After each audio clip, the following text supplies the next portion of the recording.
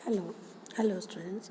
आज BSc part first की organic chemistry की क्लास में हम एल्केन्स के पार्ट 4 पढ़ेंगे, है ना।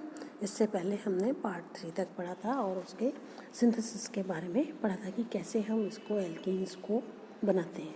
आज हम इनके हैलोजन डेरिवेटिव से डाई हैलो एल्केन्स से कैसे इनको बनाएंगे। तो इसके लिए मेथड है dehalogenation of dihaloalkanes, है ना। अब डी हैलोजनेशन, अब डाई हैलो डेरिवेटिव्स जो होते हैं ये भी दो तरह के होते हैं। एक में जब दोनों हैलोजन एटम्स सेम कार्बन पे होते हैं तब हम इसको बोलते हैं जैम डाई हैलाइड्स। तो जब जैम डाई हैलाइड्स को हम जिंक पाउडर के साथ में गर्म करते हैं, जैसे कि इसमें दिखाया हुआ है ये आपका जैम डाई हैलाइड है ना। इसको जब हम जिंक पाउडर के साथ में गर्म करते हैं तो हमारा एल्कीन मिलता है ब्यूटेन 2 और साथ में क्या मिलता है ये जिंक ब्रोमाइड। तो 2 मॉलिक्यूल्स जिंक ब्रोमाइड के बन जाते हैं, एक ब्यूटेन 2 मिल जाता है। इसी तरह अगर विसिनल डाई हैलाइड है, विसिनल डाई हैलाइड्स क्या होते हैं, जब हैलोजन एटम्स एक ही कार्बन पे ना होके तो एडजेसेंट एटम्स पे होते हैं, जैसे कि इस कार्बन पे है और जैसे एक कार्बन ये है ना, इस पे है, तो ये क्या है, जैम डाई हैलाइड है। तो जैम डाई ये विसिनल डाइहाइलाइड है। जब इसको भी हम जिंक पाउडर के साथ में गर्म करते हैं तो जिंक दोनों ब्रोमीन्स को ऐसे लेके, जैसे कि इसमें दिखाया हुआ है, जिंक ब्रोमाइड निकल जाता है और आपको क्या मिल जाता है, प्रोपीन। इस तरीके से हमें मिल जाता है। तो नेक्स्ट है इसके, तो ये है कि हम डी हैलोजनेशन द्वारा कैसे इनको बना सकते हैं। दूसरा मेथड है बाय डिहाइड्रेशन ऑफ एल्कोहल्स। जब एल्कोहल्स का डिहाइड्रेशन करने के लिए क्या बनता है, हम कोई डिहाइड्रेटिंग एजेंट लेते हैं, जैसे कि ये इधर ये देखो ये है ना, P2O5 H3PO4 जिंक क्लोराइड, ये क्या कॉमन या कंसनट्रेटेड H2SO4 ये कॉमन डिहाइड्रेटिंग एजेंट्स हैं। क्यों? क्योंकि ये रिएक्शन जो है रिवर्सिबल होती है। तो जो डिहाइड्रेशन पर जो वाटर मॉलिक्यूल मिलता है, ये अगर ये रिएक्शन साइट से हटाएंगे नहीं तो क्या होगा, एल्कीन जो बनेगा वो दोबारा से हाइड्रोजन मॉलिक्यूल को एब्जॉर्ब कर लेगा और अल्कोहल दे देगा। तो इसलिए रिएक्शन को फॉरवर्ड डायरेक्शन में जाने के लिए हम क्या करते हैं, डिहाइड्रेटिंग एजेंट का यूज़ करते हैं। तो हमको मिलता है एथीन। जैसे कि अगर हम इथाइल अल्कोहल के साथ रिएक्शन करेंगे तो एक कार्बन से OH और दूसरे वाले से H निकलेगा और हमको एथीन मिल जाएगा। इसी तरह ये और एग्जांपल्स हैं जिसमें भी डिहाइड्रेशन हो रहा है। ये साइक्लोहेक्सेनॉल है, तो इससे हमें साइक्लोहेक्सीन मिल जाएगा। साइक्लोहेक्सेनॉल से ये मिलेगा और साइक्लोहेक्सीन मिल जाएगा ये। इसी तरह अगर हम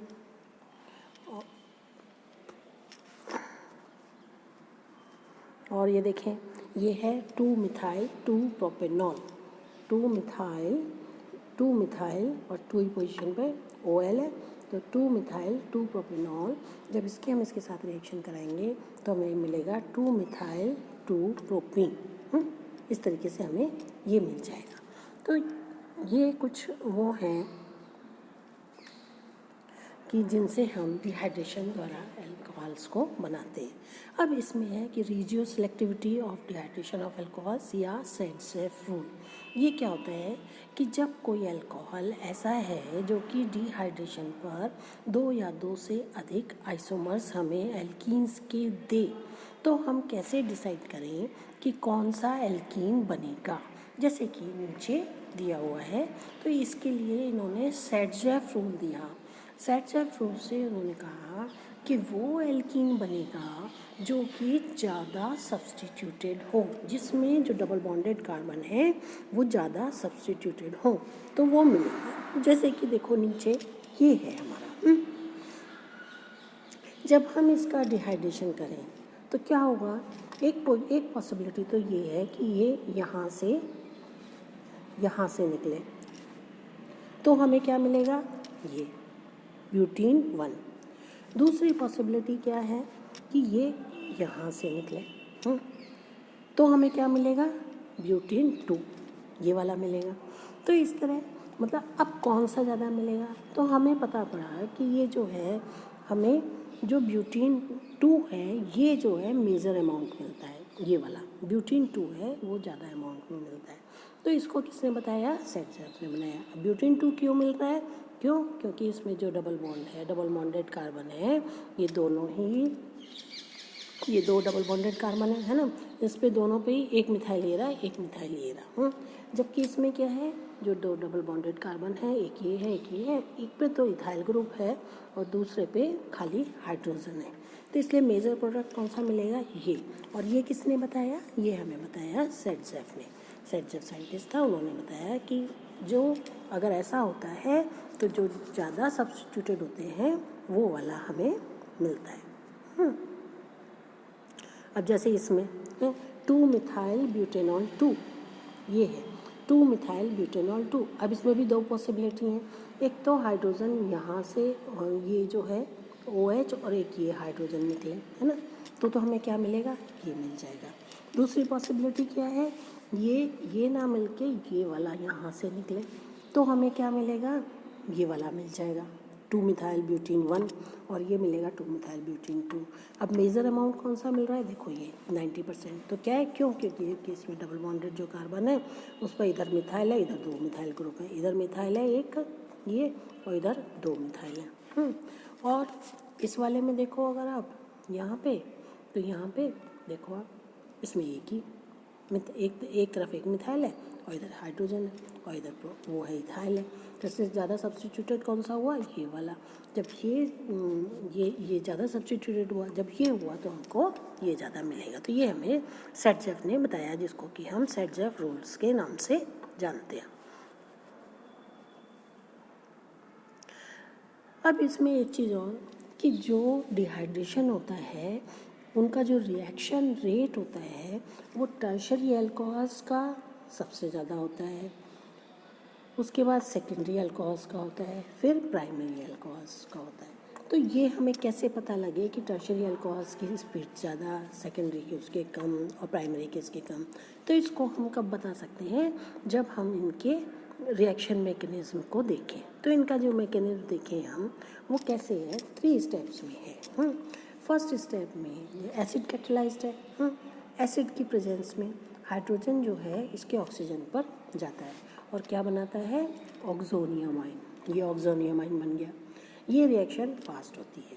फिर ये जो ऑक्सोनियामाइन है ये यहाँ से इलेक्ट्रॉन्स को ले लेता है, बॉन्डेड इलेक्ट्रॉन्स को वाटर मॉलिक्यूल के फॉर्म में निकल जाता है और हमारा बाकी क्या बना, कार्बोनियामाइन।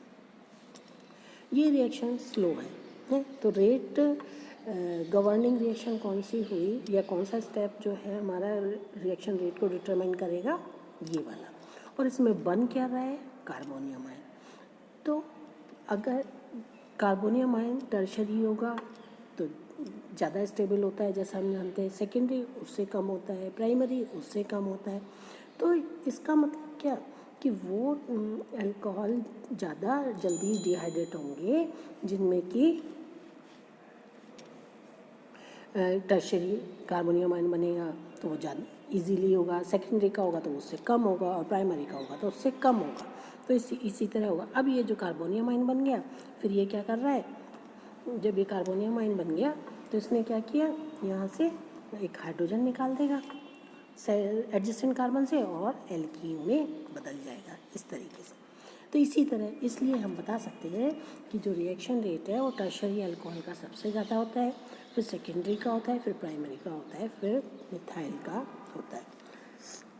इसी में एक चीज़ और है, रीअरेंजमेंट ऑफ अल्कोहल्स। कई बार क्या होता है कि जो अल्कोहल्स हैं जब उनका डिहाइड्रेशन होता है तो जो हमें एल्कीन मिलता है उसका बेसिक स्केलेटन ही चेंज हो जाता है, यानी कि उसमें कार्बन ही एक जगह से दूसरी जगह चले जाते हैं। तो उसमें क्या होता है, रीअरेंजमेंट हो जाता है, या हम कहें रीअरेंज्ड एल्कीन हमको मिलता है। तो इसमें जैसे कि हम नीचे वाले कंपाउंड में देखें, ये हमारा कंपाउंड है, ये क्या है, ये क्या है 3,3 है ना, 3,3 di methyl butanol 2, 3,3 dimethyl butanol 2।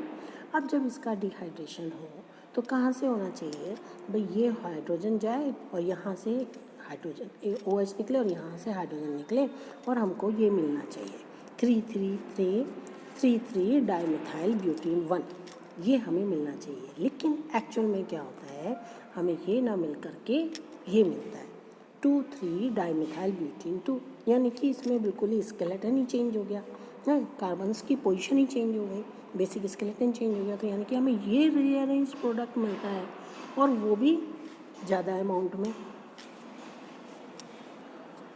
ये वाला मेजर प्रोडक्ट मिलता है। अब ये कैसे मिलता है, तो इसको देखने के लिए आप नीचे देखें कैसे कैसे ये बन रहा है। ये देखिए हमें ये मिलता है 2,3 डाईमिथाइल ब्यूटेन 1, ये मिलता है। अब ये कैसे मिलता है, देखो ये यहाँ से, ये इसका ये हमारा कंपाउंड था, बेसिक कंपाउंड। जब इसकी एसिड हाइड्रोजन से रिएक्शन करी, यहाँ पर ऑक्सोनियम आयन बन गया, ये ऑक्सोनियम आयन बन गया। फिर उसके बाद में क्या हुआ, वाटर मॉलिक्यूल निकला। वाटर मॉलिक्यूल निकला तो क्या हुआ, ये वाटर मॉलिक्यूल निकल गया। वाटर मॉलिक्यूल निकल के क्या हो गया, हमारा ये कार्बोनियम आयन बन गया। अब ये जो कार्बोनियम आयन बन गया, ये कैसा है, सेकेंडरी कार्बोनियम आयन है, यानी कि कार्बन 2 कार्बन से डायरेक्टली जुड़ा हुआ है जिसपे कि पॉजिटिव चार्ज है।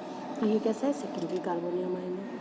अब ये अगर प्रोटॉन देगा, यहाँ से हाइड्रोजन निकालेगा तो हमें मिलेगा ये, जो कि 3% ही है ना। लेकिन क्या होता है, ये जो सेकेंडरी कार्बोनियम आयन है, ये सेकेंडरी कार्बोनियम आयन में एक मिथाइल ग्रुप यहाँ से इस पे आ जाता है। अब जब इस पे आ जाएगा तो क्या होगा, देखो जब ये इसका माइग्रेशन हो गया, ग्रुप का माइग्रेशन हुआ तो क्या हुआ, ये बन गया टर्शरी कार्बोनियम आयन। अब क्या हो गया, ये टर्शरी कार्बोनियम आयन है। अब क्योंकि ये टर्शरी कार्बोनियम आयन है तो ये ज़्यादा स्टेबल होगा, इसलिए इसका रीअरेंजमेंट हो जाता है। और जब ये रीअरेंजमेंट होगा तो अब फिर से ये 2 तरह के दे सकता है। एक तो ये हाइड्रोजन यहाँ से निकालेगा तो ये वाला मिलेगा, ये जो कि 32% ही मिलता है ना। और अगर ये कार्बन यहाँ से हाइड्रोजन ले तो हमको कौन सा मिलेगा, ये वाला मिलेगा, है ना, जो कि 65% है। तो इस तरह इसका रीअरेंजमेंट होता है, क्योंकि सेकेंडरी से वो टर्शरी कार्बोनियम आयन में चेंज हो जाता है। इसमें माइग्रेशन किसका हो रहा है, CH3 ग्रुप का, तो इसलिए इसको कहते हैं CH3 ग्रुप माइग्रेशन या CH3 रीअरेंजमेंट, है ना। इसी तरह कई बार कुछ ऐसे कंपाउंड्स होते हैं जिसमें हाइड्रोजन का माइग्रेशन होता है और हाइड्रोजन के माइग्रेशन से primary carbonium ion secondary carbonium ion में चेंज हो जाता है हाइड्राइड के माइग्रेशन से, तो उसमें भी रीअरेंजमेंट होता है। तो इस तरह हमने आज पढ़ा कि भाई कैसे रीअरेंजमेंट होता है, कैसे माइग्रेशन होता है और कैसे डिहाइड्रेशन होता है। चल क्यों नहीं रहा, चल तो और सेडजेफ रूल कैसे होता है, कैसे वो बताता है कि क्या कौन सा एल्कीन बनेगा। तो हमने आज डिहाइड्रेशन द्वारा और डी हेलोजिनेशन द्वारा एल्कीन्स का बनना बताया। नेक्स्ट टाइम इनकी प्रॉपर्टीज़ लेंगे। थैंक्स।